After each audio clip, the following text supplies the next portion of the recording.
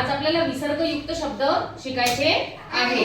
तर विसर्गयुक्त शब्द आपण क का की की अशी 12 खडी किंवा 14 खडी म्हणतात ना, 14 खडीचं शेवटचं अक्षर जे आहे ते काय असतो, आहा कह असं असतो ना। त्याच्या मागे दोन अशा प्रकारचे दोन टिंब दिलेले असतात। बघितलं आहे तुम्ही? बघितलंय? तर अशी 14 खडीच्या शेवटी असणाऱ्या अक्षराचा उपयोग कुठे बरं होतो, तर आपल्या मराठी भाषेमध्ये काही संस्कृत मधून शब्द आलेले आहेत। कोणत्या भाषेतून आले? संस्कृत। त्या संस्कृत भाषेमधून घेतलेल्या शब्दांचं या ठिकाणी आपल्याला अभ्यास करायचा आहे। जवळपास हे पूर्ण शब्द आहेत, काही शब्द वाचले असतील ते सुद्धा तुम्हाला मी नंतर शोधून सांगणार आहे। तर तुम्हाला काय करायचं आहे, हे शब्द व्यवस्थित पाहायचे आहेत, त्याचे उच्चार करून पाहायचे आहेत। असे प्रश्न जे आहेत ते तुम्हाला स्कॉलरशिप किंवा नवोदयमध्ये विचारल्या जातात की शुद्ध शब्द कोणता आहे ते ओळखा। तर यापैकी सर्व शब्द तुम्ही वहीमध्ये लिहून लक्षात ठेवायचे जेणेकरून तुम्हाला ते कळतील। आलं लक्षात? तर आपण आता बघूया कसं लिहायचं आणि कसं वाचायचं। याला काय म्हणतात मुलांनो? विसर्ग। काय म्हणायचं? विसर्ग। Very good.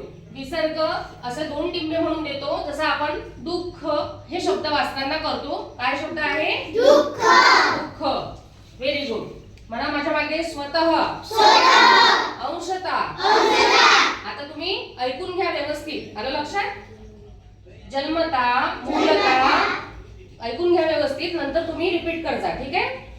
मूलता, मुख्यता, हेतुता, वस्तुता, शतशः, संघशः, व्यक्तिशः, शब्दशः। त्यानंतर दुःख या ठिकाणी दुस्सह काय शब्द आहे? दुःशाप, अंतस्थ, निपात, निशेष। निशेष शब्द आलेला आहे ना आपल्याला कसोट्यांमध्ये, निशेष भाग जातो। निशेष म्हणजे काय मुलांनो? पूर्ण भाग जातो। निपक्ष, निसत्व, निस्पृह, निशंक, निशस्त्र। निशस्त्र म्हणजे ज्याच्याकडे कोणतेही शस्त्र नाही। त्यानंतर पुढे पहा, निस्वार्थी, निश्वास, निशब्द, मातुश्री, स्वतःप्रत, विशेषता, दुःशासन, अदपात, अंतकरण, अंतपटल, मनपूर्वक, मनस्थिती, मनपटल, प्रातःकाळ, प्रातस्मरण, प्रातस्नान। प्रातस्नान म्हणजे काय? सकाळी केलेली अंघोळ, त्याला प्रातस्नान असं म्हणतात। बघा कसं लिहिलेलं आहे या ठिकाणी। विसर्ग आलेला आहे।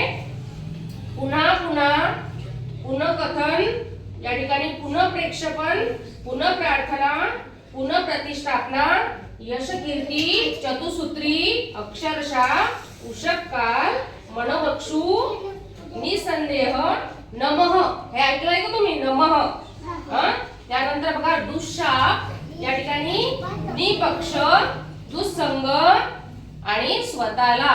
तर हे सर्व शब्द जे आहेत ते विसर्गयुक्त शब्द आहेत मुलांनो।